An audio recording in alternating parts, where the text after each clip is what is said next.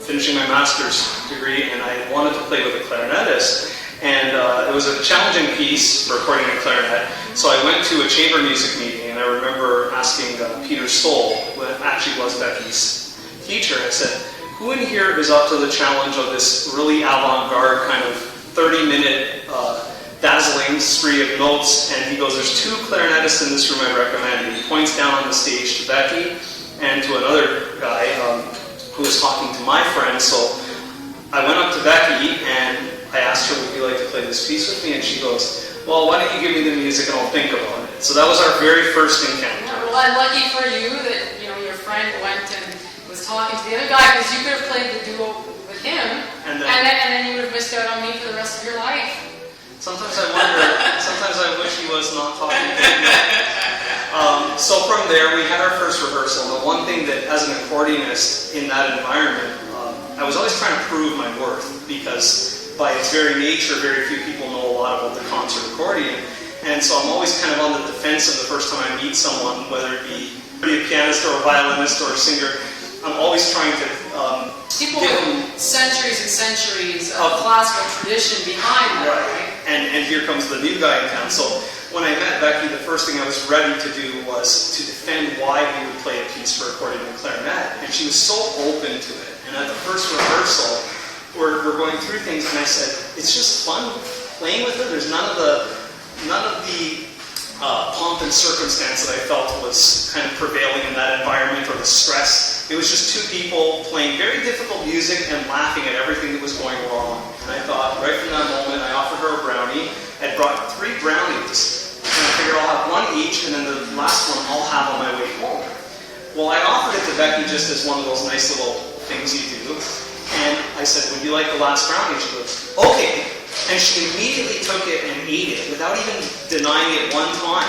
And I said, I like a person who is not in the least shy about eating or doing, like, no, you insist, you have it. And it was right after rehearsal, right? Playing clarinet makes you hungry, so she ate 2 brownies, I ate 1. And a couple of years later, we actually got married back there at the Faculty of Music in Walter Hall. We did a concert wedding, so we played our concert. We brought in Angela Park, played a piece I'd written for the 3 of us. And then Erica Goodman, who's actually Becky's aunt through marriage, played a harp piece that I wrote for the 3 of us. So we did that, and then we got married.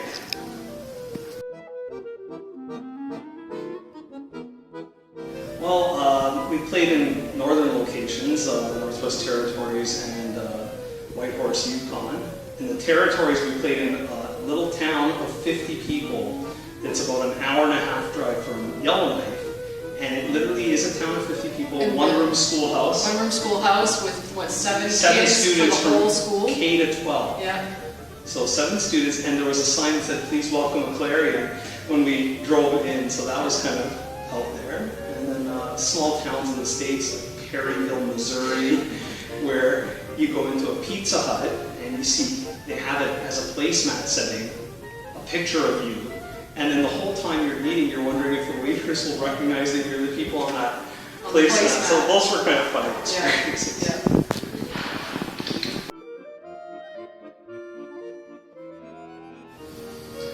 So hobbies. We like food. We definitely are foodies, and we cook. We eat way more. Probably we spend more time in the kitchen than we do practicing our instruments. Ethnic cuisine, Indian, Thai, Vietnamese, Burmese. We cook it all. East Asian, and of course my background being Italian and hers Hungarian. We also cook a lot of those cultures' foods. Beyond that, we like camping.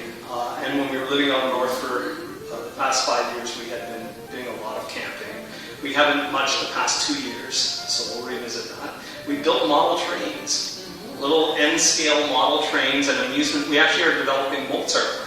It's literally a miniature little amusement park, right? And the rides actually work. You can see the little logs go down the log flume, and they have a little carousel that spins around. All to scale, and they're all from Europe is huge into model trains, so the German company that makes most of these builds them, like picks the best version of that ride around the world, and our entire... Yeah, and then the year it was Mozart's bicentennial, I believe they actually came out with a little replica of the statue of Mozart pianist in Vienna. So we got that little statue and placed it at the very front of the amusement park, and voila, Mozart lands.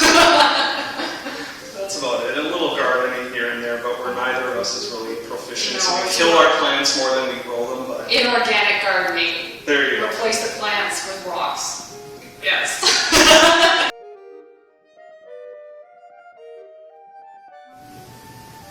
So, composer-wise, I mean, the very first experience of classical music I heard was Eine kleine Nacht music on a little audio cassette called A Child's Look at Mozart, and it was Sue Hammond, who was a great pianist, was basically narrating a fictional story of Mozart as a child and kind of introducing me to classical music, and that kind of stuck with me.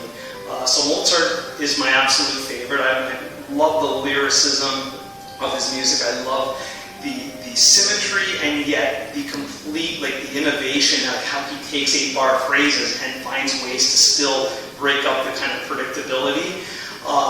Most of his operas are obviously well known. I mean, his piano music isn't always at the top of everybody's list, but for me, actually his piano music was quite inviting because I'm not a pianist.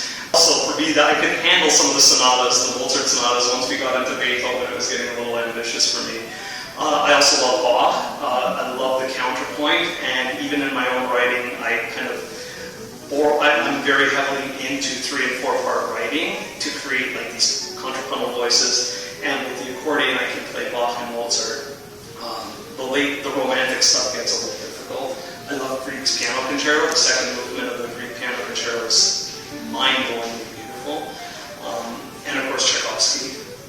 But beyond that, like I'm mostly a Baroque classical kind of guy, and then obviously some avant-garde stuff just because that's the world I live in. So. And yeah, I have a very eclectic nature. I listen to all different kinds of music, all different styles, so it's always very hard for me to pinpoint one person or one composer.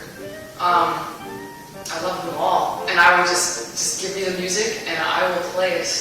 Well, that's why we got together. That's probably why we got together in the first place, yes. Shout out to Ray Winuka, who was Yes. the clarinetist with the It's concert. truly, no one else can take more credit actually than Ray, I guess. He's the one, Ray Winuka, who brought us together to play Serenity in the first place. And then we played Phil Nimmons and the duologue. So yeah, there's a lot of openness on her part. The problem is for me is I end up doing most of the arranging or orchestrating. So what starts as let's do this turns into a lot of work for me. So sometimes I would just like to have a repertoire that was built in for us, so we don't have to do so much of it ourselves. We are Acclarion.